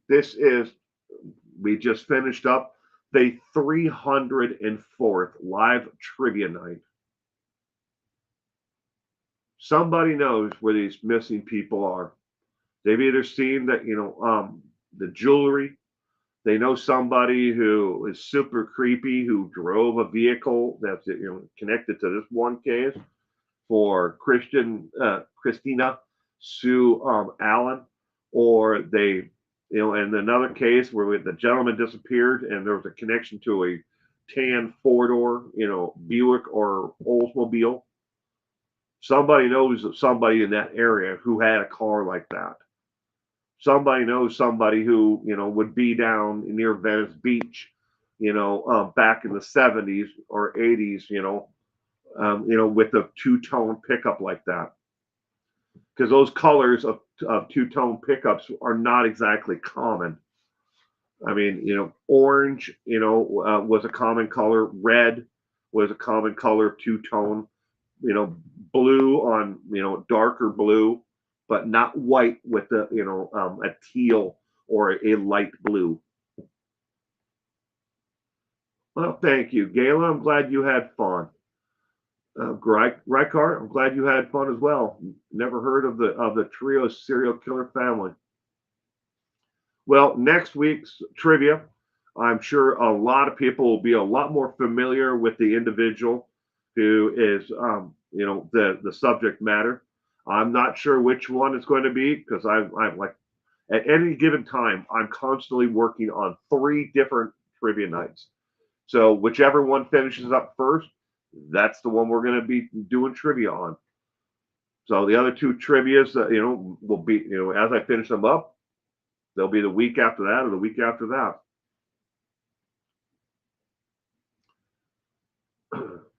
But every one of these people who are missing, just remember, there's someone's sister, there's someone's brother, there's someone's loved one, their friend, and people like this disappear. They have to have gone somewhere. Nobody just walks away, and goes somewhere else, and nobody sees them at the new place. Maybe they changed their name. Maybe that does happen. People just walk away from their lives and start over somewhere else. But somebody knows. Well, I know that lady. Yeah, maybe she has blonde hair now instead of black hair, but she definitely has the brown eyes. She definitely is 5'3", about 130 pounds. But you could help. Everyone could. We've all met people. You wonder maybe like that's a kind of a strange backstory. But I just want to make sure everyone knows I have no relation to Tina Marie Finley. I've never even heard of the actual case until I went to go put it on tonight. All of these cases you can find, of the missing are listed on the Charlie Project, which is the largest database of the United States of missing people, missing and endangered people. I feel bad for them. The reservation knows something. People there know something, and that is true. Even law enforcement, they're like, all they need is one person to step forward. And this is the tribal police. This is their own individual tribal police. They won't even talk to them about what happened. Somebody knows something. Was it an ex-boyfriend who stopped by, and he's the reason why she's missing, or a current boyfriend? Maybe they're connected to someone, within the actual, Coeur d'Alene area. And if y'all have never been to Coeur d'Alene, Idaho, you got to go there sometime. The most beautiful Lake Coeur d'Alene. Ooh, beautiful. I can't afford to live there, but it's hella expensive to live there, but it's beautiful. Been there a lot to play golf at the Coeur d'Alene Resort.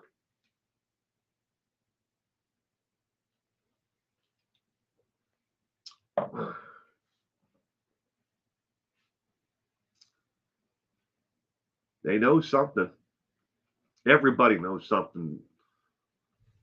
Either you know something about the person, who disappeared, and you may know it might be something as trivial as, maybe you knew them, and they told you if they were dating someone new, they met online, they were excited about the new, starting, relationship, or you saw a car or the jewelry or something later on. Hey, look, Linda got a new ring yesterday, from a boyfriend, a guy she barely even knows, and it's a black onyx ring.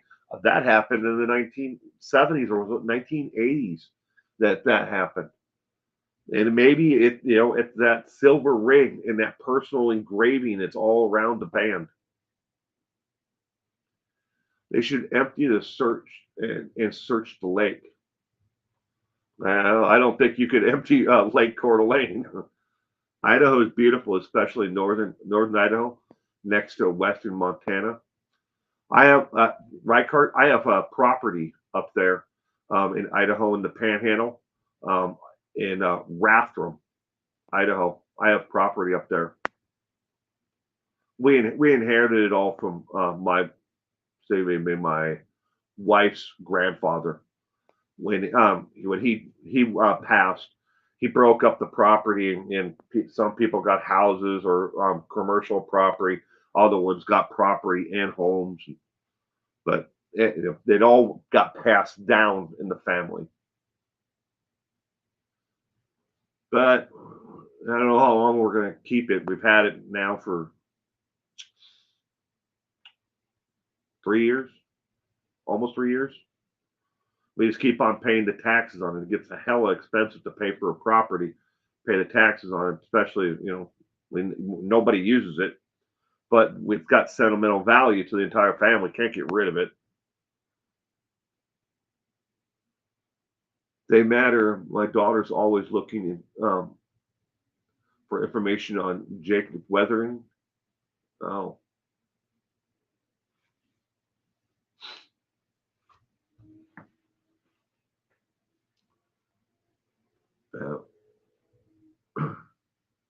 It's a beautiful area, northern Idaho. It really is. There's been some really twisted things that have happened over the years, in northern Idaho. I mean, there was the Ruby Ridge, incident took place in northern Idaho. We had the back in the 80s. That's where Mark Furman, the police officer who was connected to the OJ case, that's where he retired to from Los Angeles. He went up there to northern Idaho. We had we had some groups that were kind of like the Waco members, religious cults in that area, but it just seems to attract people who live off of the and don't trust the government a lot. There's a lot of people like that up there in the northern Idaho, western part of Montana. But everybody's got to live somewhere.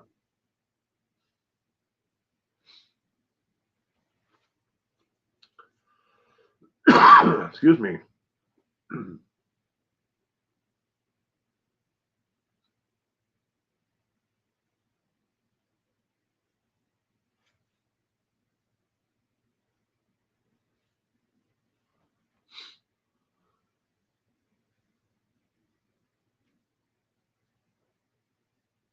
Well, ladies and gentlemen, I'm going to wrap up tonight's trivia. And on the way out, if you haven't, I'd appreciate it if you hit the thumbs up if you liked tonight's trivia. If you didn't, give it a thumbs down. If you're watching this after the live stream, if you would leave a comment, if a suggestion of who you'd like to see covered in trivia night. Now, I need to let everyone know, if you leave a comment here in the actual stream right now while it's live, there's a 50% chance that actual comment, I will never see it unless I see it right now, because a lot of the comments, for some weird reason on YouTube, when you play them back, you don't even see the live comments anymore. But it's a 50-50 chance that they're gonna be there. Half the time you see them, other half the times they're not. If you go back and watch like my stream from this, not even a month ago, all of them are missing the comments that were there for the live stream. But then the next ones, they're all there. Are you watching the Chad Daybell trial? I am, Gayla. I am. I just did a video that was released yesterday about this wackadoodle named Terry Ratliff, who's an attorney at law. See, I print out everything about the videos that I actually do. But this Terry Ratliff is an attorney at law in Idaho, and he decided that he was going to interject himself into the Chad Daybell case.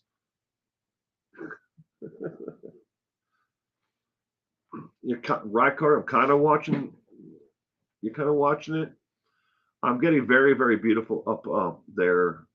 It's getting very, very beautiful up there in Idaho, the Panhandle during this time in the summer. It's extremely beautiful. It is. But again, ladies and gentlemen, give this a thumbs up if you enjoyed it. If you didn't, give it a thumbs down. A lot of people think that the thumbs down is like, oh my God, I'll give them 1,000,000 thumbs down. It's gonna people will stop watching. It doesn't work that way. It never has worked that way. It's an interaction. YouTube considers it an interaction, just like as if you were there watching it, and supporting it with your eyes. So, thank you again, everyone. Seems like Chad Daybell, disciple. he's a nut job, that's for sure. But thank you again, everyone. I hope you have a terrific week ahead, and I will see you again soon. Bye.